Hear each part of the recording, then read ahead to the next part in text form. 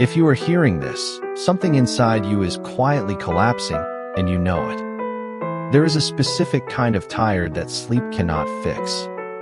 It is a heaviness that lives in the marrow of your bones, a constant, low-frequency hum of anxiety that tells you, even when you are sitting in a comfortable chair in a quiet room, that something is about to go wrong. And more importantly, that it will be your job to fix it. This is not the exhaustion of a long day at work. This is the exhaustion of a long life spent holding up the sky. If you are listening to this, you are likely the person everyone describes as the rock. You are the reliable one, the one who has a plan B, C, and D before anyone else has even thought of a plan A. You are the person people call when their world is falling apart, because they know you will not fall apart with them. You will listen, you will nod, you will solve, and you will carry their burden until they are strong enough to take it back. But here is the question that nobody asks you, and perhaps you are too afraid to ask yourself. Who catches you? When the rock begins to crack, who notices? Sit with that question for a second. It's uncomfortable, isn't it? Bell subscribe for more content on psychology, stoicism, and self-mastery. Because deep down, you suspect the answer is no one. But let me make you a promise. By the end of this journey together, you will know exactly how to answer that, and you will know how to finally put the weight down. You probably didn't choose this role. It wasn't a job application you filled out. It was a survival strategy you adopted before you were even tall enough to reach the kitchen counter. There is a moment in childhood, often around the age of 8, give or take a few years, when a child realizes that the adults in the room are not actually in charge. Or perhaps they are physically present, but emotionally absent. Maybe they were chaotic, volatile, or fragile. In that moment, a shift happened in your brain. You looked around, you saw the instability, and you made a silent, unconscious vow. You decided that if no one else was going to hold this family, this situation, or this world together, then you would. You traded your toys for tools. You traded your innocence for insight. You became a small adult in a child's body. And it worked. That is the tricky part. It worked. You survived. You navigated the chaos. You learned to read the temperature of a room the second you walked into it. You learned to decipher the sound of footsteps to know if a parent was angry or sad. You learned that being good meant being quiet, being useful, and having no needs of your own. Now breathe. Let's talk about the armor you don't even know you are wearing. Here is the part no one ever tells the strong ones, and this might sting, but it will free you. That survival strategy, the one that saved you when you were 8, is now slowly killing you. You are wearing armor in a house where the war ended 20 years ago. You are still standing guard, scanning the horizon for a threat that isn't there. No one can save you from a role you refuse to resign. Let's go deeper into the nervous system layer. What does it actually feel like to be the strong one? It feels like you are a lighthouse. You stand tall. You shine a light for ships to navigate the storm. You are unmoving against the crashing waves. Everyone looks at the lighthouse and thinks, how majestic, how sturdy. But nobody asks the lighthouse how it feels to be constantly battered by the salt and the wind. Nobody asks about the fire burning inside that has to be fed constantly just to keep the light on. You have conditioned yourself to believe that your value lies in your utility. You believe, deep down in a place you rarely visit, that if you stopped being useful, if you stopped being strong, you would cease to be lovable. You think love is a transaction. You give strength, you get acceptance. This is why you feel guilty when you rest. Have you noticed that? You sit down to watch a movie or read a book, and within 10 minutes, there is a tightness in your chest. A voice that says, there is something else you should be doing. You feel lazy. You feel selfish. Because for this strong one, rest feels like negligence. You have equated relaxing with letting your guard down, and in your nervous system, letting your guard down equals danger. This is what psychologists call hypervigilance. It is a state of increased alertness where you are extremely sensitive to your surroundings. It is a legacy of that 8-year-old child. You are constantly monitoring the emotional states of the people around you. If your partner sighs, you immediately think, "What did I do? How can I fix it?" If your boss sends an email with a period instead of an exclamation point, you spiral into analyzing what you did wrong. You are living your life on high alert. Your body is flooded with stress hormones, even when nothing is happening, because your brain is convinced that calm is just the eye of the storm. You are waiting for the other shoe to drop, and because you are waiting for it, you are never truly present in the moment. You are always living 10 minutes in the future, preparing for a disaster that you have invented in your mind. Stop, just for a second. Let that sink in. You are tired because you are doing the emotional work of 10 people. That is why your exhaustion feels spiritual, not physical. You are carrying the emotions of your friends, your family, your coworkers, and your past self. You are a container for everyone else's chaos, but a container has a limit. A bridge can only hold so much weight before the structural integrity is compromised. Every strong one eventually breaks or learns to soften. The tragedy of the strong one is that you have taught people how to treat you. By never asking for help, you have taught them that you don't need it. By always saying, "I'm fine," you have taught them not to look closer. You have built a wall of competence so high that nobody can see the frightened child hiding behind it. You might have friends who vent to you for hours. They dump their trauma, their bad days, their anxieties onto you. You listen, you validate, you offer advice. And then, when they are done, they say, "Wow, I feel so much better. Thanks, you're the best." And they leave, and you are left sitting there, heavy with their energy, while your own struggles remain trapped in your throat. You don't tell them about your bad day. Why? Because you don't want to be a burden. That is your biggest fear. You are terrified of being too much. You learned early on that having needs was inconvenient. So you learn to minimize yourself. You learn to shrink. You learn to wrap your needs in silence and bury them deep in the garden of your mind, hoping they would just wither away. But they don't wither. They rot, and that rot turns into resentment. Resentment is the ugly secret of the strong one. You don't want to feel it. You want to be benevolent and kind. But there is a part of you that is screaming, a part of you that looks at the people you help and thinks, "Why does nobody do this for me? Why do I have to ask? Why can't they just see that I'm drowning?" But they can't see it, because you are a master of disguise. You are drowning, but you are making it look like you are swimming. And that performance is costing you your life.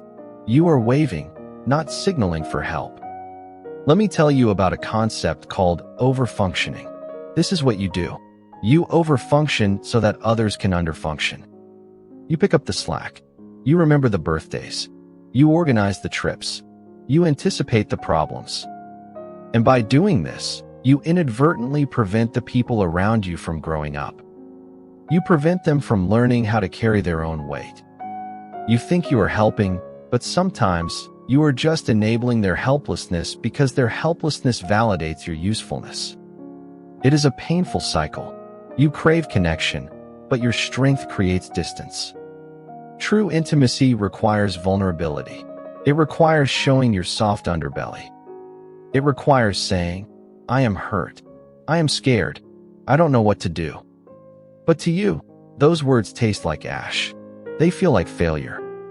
Imagine a soldier who has been in the trenches for years. The war ends, and he goes home, but he sleeps with his boots on. He wakes up at every sound. He checks the perimeter of his house 3 times a night. He is safe, but he cannot feel safe. That is you.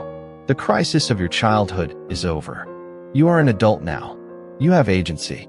You have power. But your nervous system is still trapped in that old house, trying to keep the peace, trying to keep everyone happy so you can survive. This is where the exhaustion comes from. It takes a tremendous amount of energy to suppress your authentic self. It takes energy to push down your anger, your sadness, your desires. You are holding a beach ball underwater. The moment you stop pushing, it's going to pop up. So you push, and you push, and you push, and you wonder why you are so tired. You are tired because you are fighting a war against yourself. Strength without rest is just self-destruction. So how do we break this? How do we put down the heavy load without everything falling apart? This brings us to the healing layer. The first step is the hardest. You have to admit that the way you are living is unsustainable. You have to admit that your strength has become your prison. You have to grieve. Grieve for the 8-year-old child who didn't get to be a child. Grieve for the little one who had to be the parent. That child needed protection, and instead, they got a job description. It is okay to feel sad about that. It is okay to be angry about that. You were robbed of a carelessness that you can never get back. But while you cannot change the past, you can reparent yourself in the present. You can be the protector that you never had. This starts with a word that will feel foreign on your tongue. No. For the strong one, no feels like an attack. It feels like a betrayal. But no is actually a complete sentence. You do not need to explain. You do not need to justify. When someone asks you for a favor and you are running on empty, saying no is an act of self-preservation. You must begin to set boundaries. A boundary is not a wall to keep people out. It is a gate to keep you safe. It is saying, I can listen to you for 10 minutes, but then I need to go rest. It is saying, I cannot solve this problem for you, but I trust that you can figure it out. Watch what happens when you start doing this. Some people will be angry. The people who benefited from your lack of boundaries will resist. They will say you have changed. They will say you are being selfish. Let them. Their reaction is not your responsibility. You are breaking a contract you never signed. You also need to practice the art of dropping the ball. You are terrified that if you drop the ball, the world will end. Try it. Let a small ball drop. Forget to do a minor chore. Don't reply to a text immediately. Show up 5 minutes late. Observe the consequences. Did the sky fall? Did the earth open up? No. The world kept turning. People adjusted. This is how you retrain your brain. You provide it with evidence that you are not the linchpin of the universe. You are just a human being. And human beings are allowed to be messy. They are allowed to be inconsistent. They are allowed to be weak. There is a profound freedom in mediocrity. Give yourself permission to be average sometimes.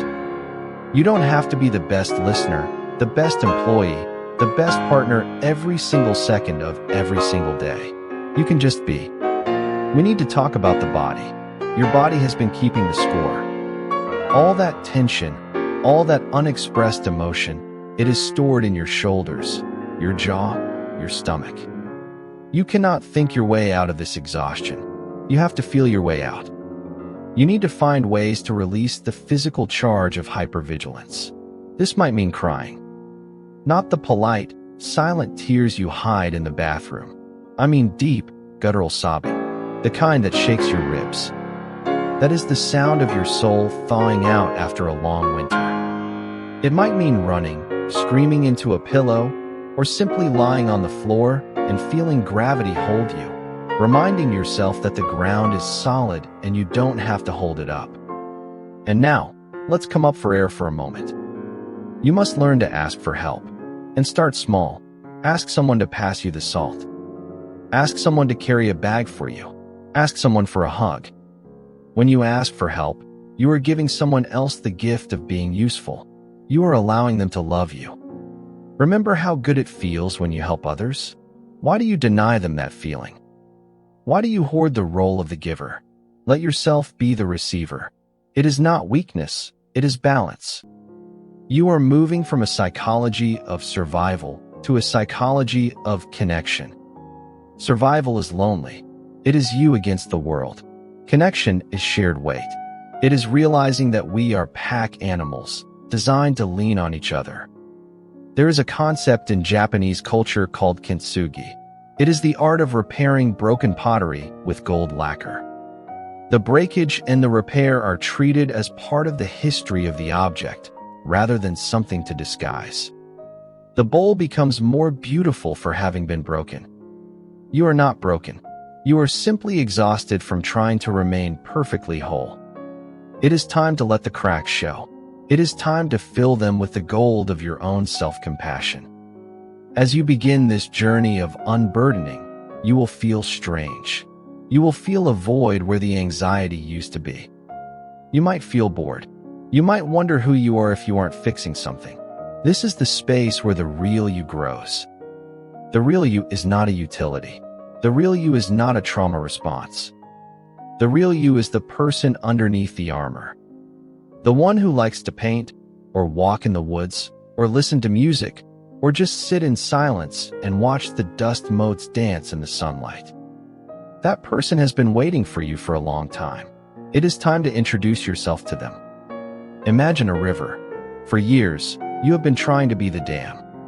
You have been holding back the water, straining against the pressure, terrified of the flood. But strength is not being the dam. Strength is being the river. Strength is fluidity. Strength is moving around obstacles, not standing rigid against them. Strength is allowing yourself to flow. And this leads us to the most important moment. This is the moment everything changes. You have spent so many years being a parent to everyone else. Now, finally, take that infinite, fierce, protective love you have given to the world and turn it inward. Look at that tired, 8-year-old child inside your heart. Look them in the eye.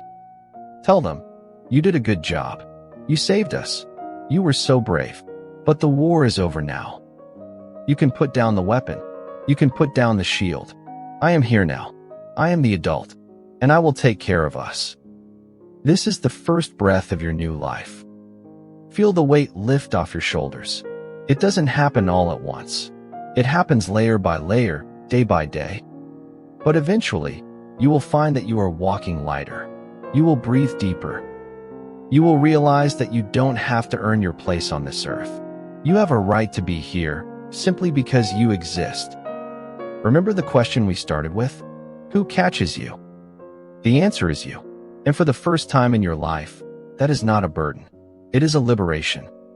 You are not the rock. You are the human. And that is enough. It has always been enough. Now, let yourself rest.